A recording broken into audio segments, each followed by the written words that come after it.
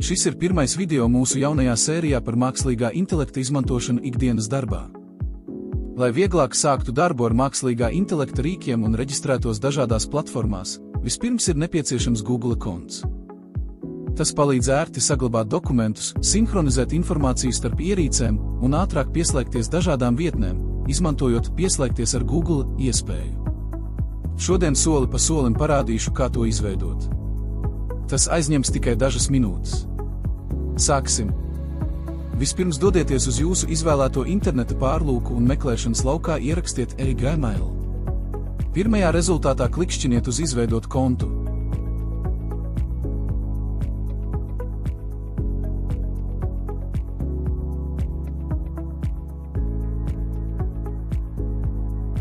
Tagad ievadiet savu vārdu un uzvārdu. Tagad ievadiet savu dzimšanas datumu un dzimumu.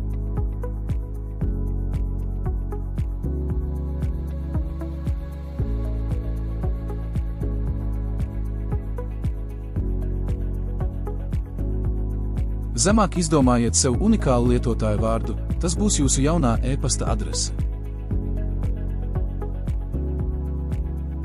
Ja jūsu vēlamais lietotāja vārds jau ir aizņemts, Google piedāvās alternatīvas. Nākamais solis – izveidojiet drošu paroli. Ieteicams izmantot kombināciju no lielajiem un mazajiem burtiem, cipariem un simboliem. Atkārtojiet paroli un noklikšķiniet uz tālāk. Ja vēlaties, varat pievienot arī atkopšanas e-pastu, kas palīdzēs gadījumā, ja nevarat piekļūt savam kontam.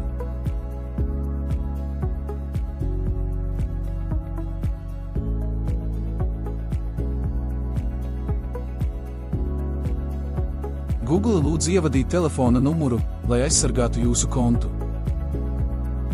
Ja pazaudēsiet paroli, telefona numurs palīdzēs atjaunot piekļuvi.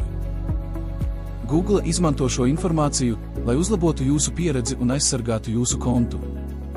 Lai pabeigtu, izlasiet Google privātuma politiku un noteikumus. Ja piekrītat, noklikšķiniet uz piekrītu.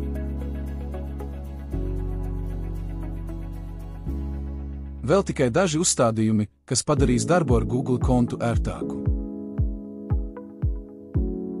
Apsveicu! Jūs tagad esat izveidojuši savu Google e-pastu.